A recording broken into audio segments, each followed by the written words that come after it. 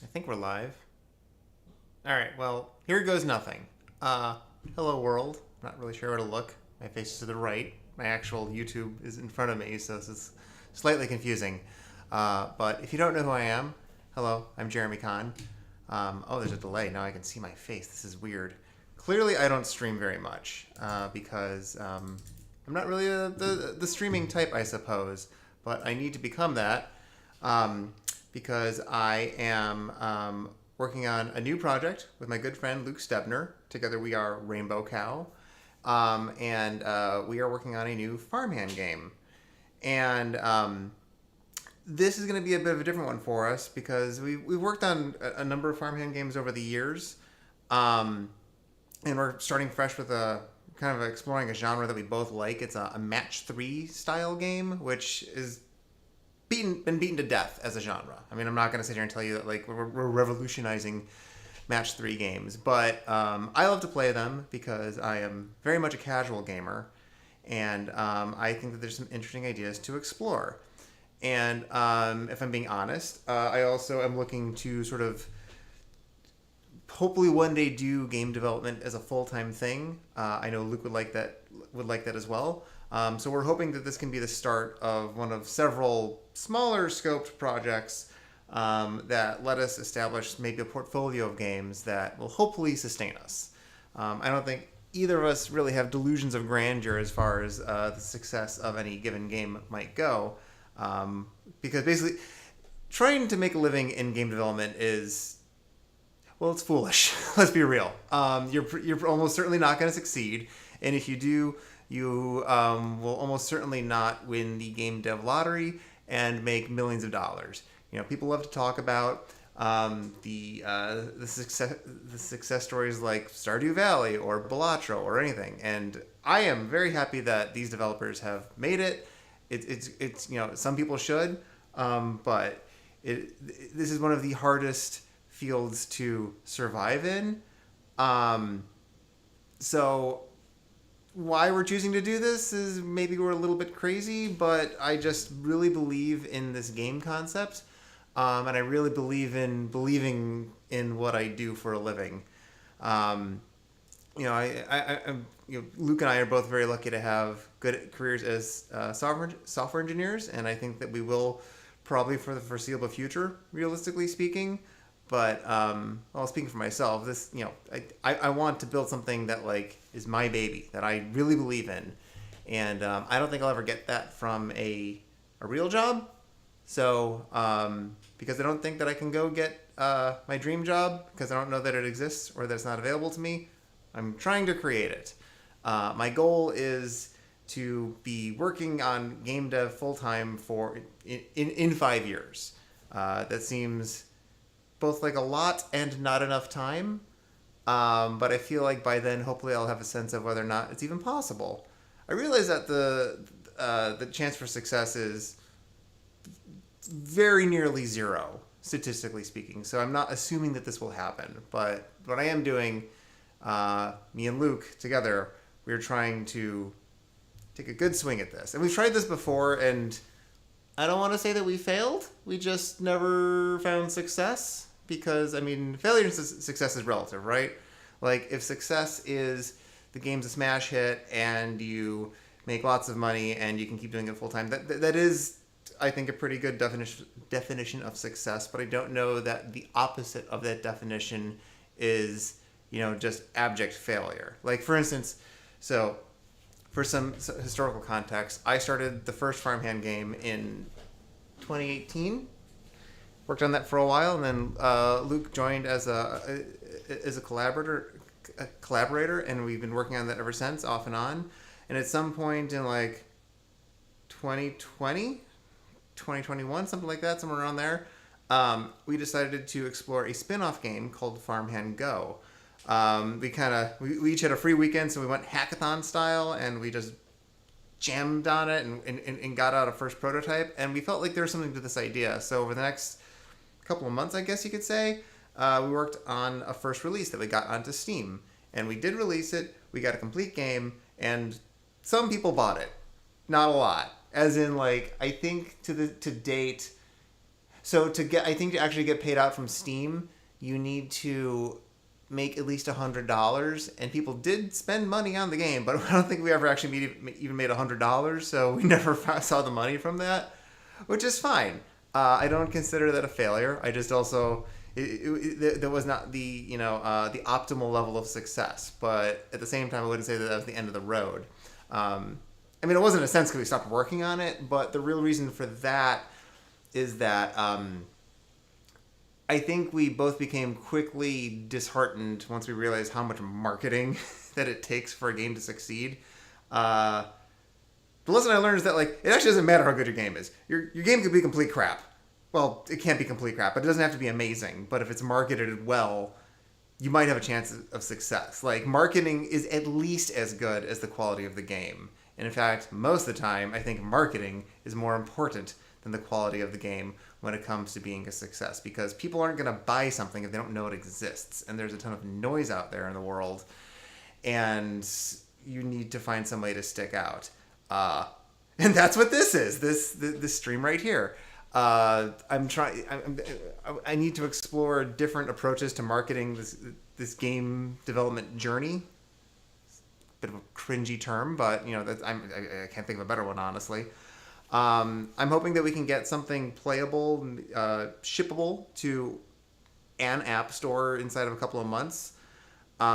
This is just our free time project for now and for the foreseeable future, probably for years at this point.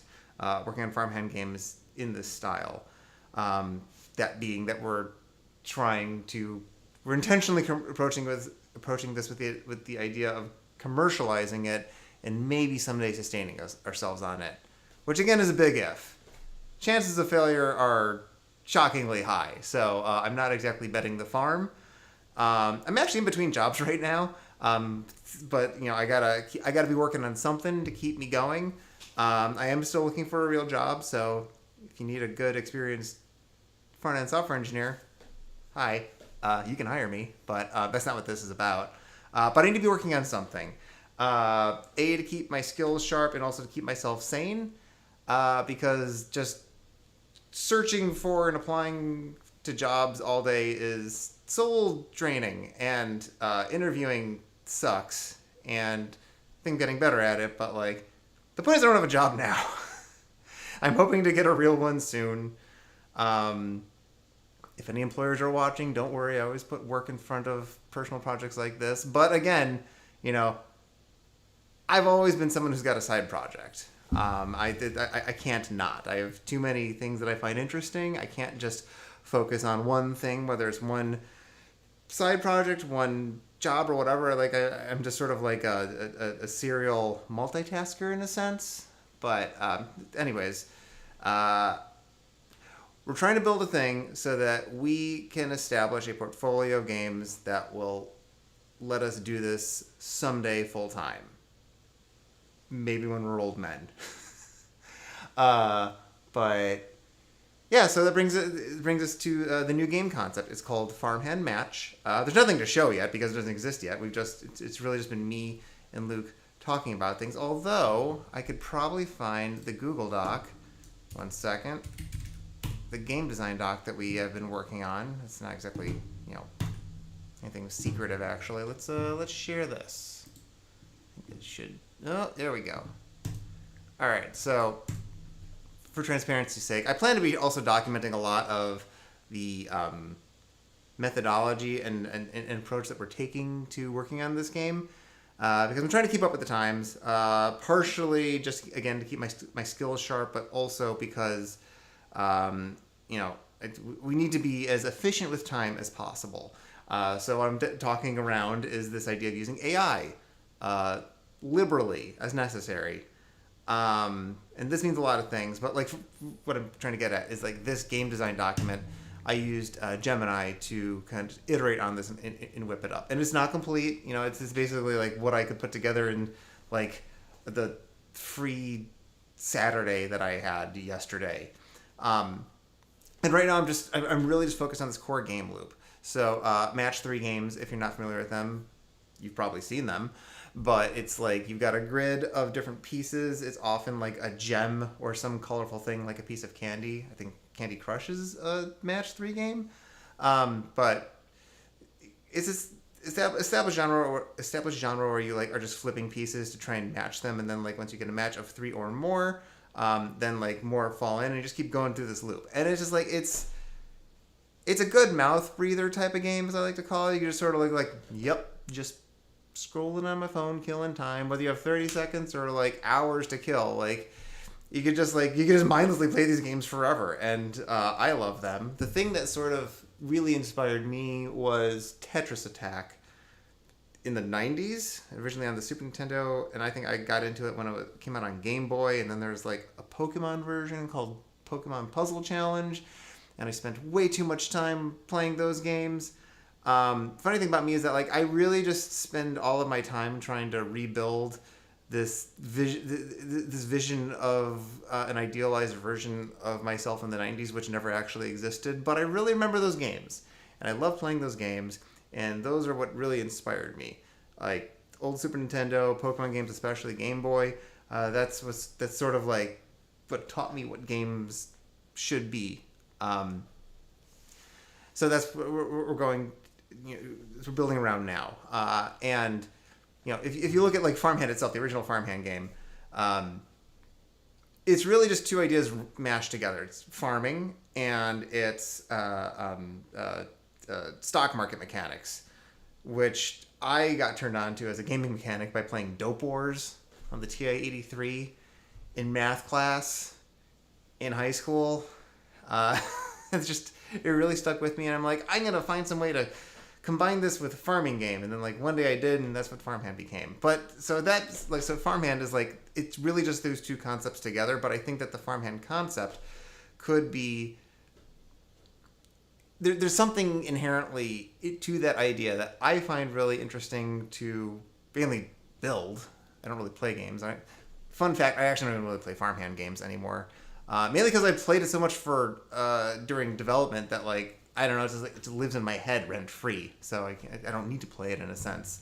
Other people seem to love it, but I do love building these games. So anyways, I think the Farmhand concept could be applied in a lot of different ways. That's what Farmhand Go was, obviously the original Farmhand. I've been working on another side project for a while that I'm sort of setting aside called Farmhand Shuffle, which is like a deck building dueling type of game, which I still want to work on someday when I've got the time for it, but now it's been set aside. But there's a lot of ways to use this idea, and now the new idea that came to me like a week or so ago was a match 3 type of game. I don't know where the idea actually came from, but it just struck me as like maybe an interesting thing to pursue. So that's what we're doing. So I worked with Luke to build a actually, I worked with Gemini to put together a prototype of what I'm thinking about. So let me see if I can find that. It's going to be in Match here. Prototype. Okay, just put that on. Like, this is truly vibe coded, like in the most literal sense. Like, I literally just had Google Jules, which is powered by Google's Gemini model. Like, I literally just like directed it to build this. I basically created the GitHub repo. I set up the Vercel project to be synced to it, and then I just had Gemini do everything. I have not touched a line of code for this, and this is just a prototype. It's just like to like show how an idea works. But like, it's a match 3, yay! Although it is actually a little bit different. So one thing I found kind of surprising about like the established match 3 genre is that when you're moving, 2 tiles, like the move only sticks if it results in a match. And I actually changed that so that like I think like here and here, so you can just move these freely. Which I guess there's reasons for why that might they might have the restriction in typical match 3 games. But I think that if we tweak that mechanic and we add others to make it more interesting, this could quickly become a sort of strategic puzzle sliding concept. This is just to sort of demonstrate, it's a match 3, yay, with crops, cool. But there we go. But some of the things we're playing with is this idea of like real-time clock that sort of changes over the the tiles or crops that are available to you. So like let's say in a given game day, which lasts a minute, as in like literally 60 seconds, like you get 6 crops and you try and match those, and for every day there is one crop that is buffed, which means that it's worth double for its usual base value, and then there's another crop that is nerfed, which is half its base value. This is, the bread and butter of a farmhand game, and it's present here as well. And then there's also a daily recipe or daily special you can make, where it's just like a couple of things put together. Like, I don't know, if you want a recipe where it's like a carrot, a potato, and a tomato or something like that. And like if you can match all of those in one move, whether it's like through one single swap or it's through a chain reaction, then you would get more money out of it. There's a lot we can do with this idea, and in fact I'm kind of ignoring all the things around this, because the thing I care about now, my approach to game development in general, is like find the core game loop, get it as small and focused and simple and satisfying as you possibly can, really perfect it, and then build and kind of scale infinitely outwards for like mechanics on top of it. For instance, some sort of progression or a narrative, or I don't know, like a roguelite sort of dungeon crawler thing. I don't know. Like we'll figure it out. I'm not too worried about that, because there's so many things we can do with that, but none of that matters if we don't nail the game loop. I'm confident that we will, but my approach is to just like laser focus on identifying that game loop, and then once it feels good, start building a full game from there. Because a game loop is not a game, that's just the center of the game. It's the kernel. So that's where we're starting. Luke has been working this weekend on the actual project, which is going to be built in Godot, or Godot, I don't know. This is just built with like web technologies and Phaser. Again, this is a true prototype in the sense that we're throwing it away. Like this has no value other than to sort of communicate a point. And I should put this away because I'm finding it addicting just having it in front of me. So I'm just going to do that right there. But our plan is to, spin up this core match 3 with extra stuff concept into like figure out the base loop, refine it, and feel good about it, move on to building out a more complete game. There's a lot of things to figure out, like how we want to monetize this, because again, like as much as I would love to give everything away for free, and I have done that for a long time, that doesn't pay the bills. And if I want to make games full time, then I need to do it in a manner that pays the bills. There's a couple of monetization strategies on the table. Like, I don't know. I'm thinking we should put this on mobile first. We'll figure that out. Maybe a Steam release later, which is different than we did for Farmhand Go, where we only ever got it on Steam, never actually got it to mobile. But I think a game like this sort of like needs to be on mobile. I think we need to figure out, like, do we pay a premium for it? Charge a premium for it, like a couple of bucks, or do we do like in-app purchases? My feeling is that the reason I want to do this at all is because I want to believe in what I'm doing, and I do not believe in the in-app purchase thing. I think it makes money. I think, in fact, it probably would make more money if we went with the in-app purchase thing with like ads or something like that. But like, I need to believe in it in the sense that like I feel good about what I'm building. I feel like this is that it matches my values for how games should be designed. And my vision for how games should be designed is that you pay money and then you have a game. And that's the end of the transaction. Like, there's no like ads that you have that are annoying. There's no in-app purchases or gotcha game mechanics. I just want to give a developer money for a game and then get a game in return, and then just mine forever, and the money is theirs forever. I don't know why it needs to be more than that, other than people just are greedy. I just want to believe in what I'm doing. So, and that's sort of where we're at. I'm going to try and be a bit more consistent with devlogs. Also, I realized that this video is being called Farmhand Devlog 1. And there's also another Farmhand Devlog 1 video in my YouTube feed channel thing. But that was a long time ago, so I'm just sort of starting it all over and hoping that everybody forgets about the old one. Because, again, so Luke is sort of owning the coding for this project. I love to code, and I am a software engineer. I could absolutely do it, but we need to sort of like divide and conquer the work of building this thing. It's not like we each do one thing and none of the other. Like there's a lot of overlap in how we work, but someone needs to own every part of the whole process. So he's owning the coding. I'm owning the marketing, which is this, and I'm also going to be owning the art. And again, we'll be doing a little bit of everything, but like we got to focus somewhere so that so we're not stepping each other's toes and we're making the most of our time because it is precious. But speaking of time being precious, this video has gone on long enough. Thank you for watching this whenever you do. And hopefully I'll be back before too long with more fun updates and maybe even a playable demo. So stay tuned. Bye.